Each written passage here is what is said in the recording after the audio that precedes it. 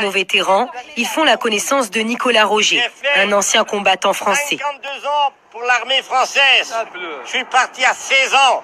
Quel armée que vous étiez? Hein? L'armée que vous étiez? La coloniale, l'artillerie coloniale. Qu'est-ce que tu foutu là?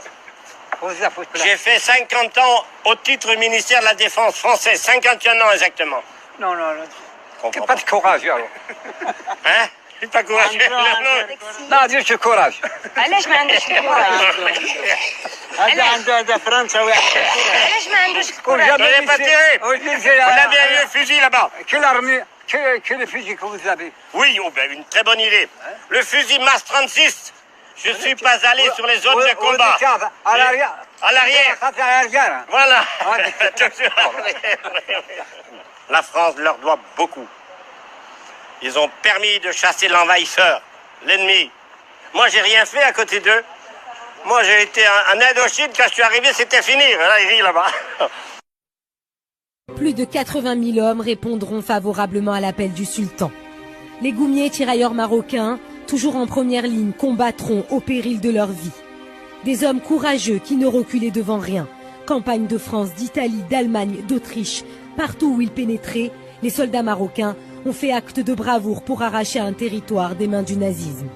La Corse fut le premier territoire français libéré. Plus de 6 000 Marocains sont engagés aux côtés des 10 000 résistants corses. C'est au col de Teguim que se sont déroulées les batailles les plus rudes.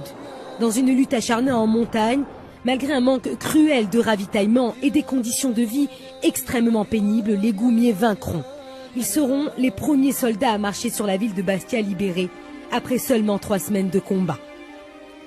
Aujourd'hui, et en l'honneur de leur courage, le col de Teguim est surnommé à juste titre le col des Goumiers. 70 ans plus tard, un hommage solennel. Le Marocain est un guerrier. Qui le serait mieux que nous, Français? Durant la Première et Deuxième Guerre mondiale, le soldat marocain s'est couvert de gloire dans le camp des Alliés avec les armées françaises.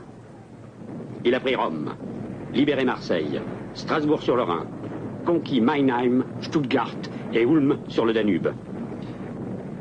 Il faut savoir que dès 1939, Mohamed V, malgré ses différends avec le protectorat, a choisi le camp de la France et de l'Occident.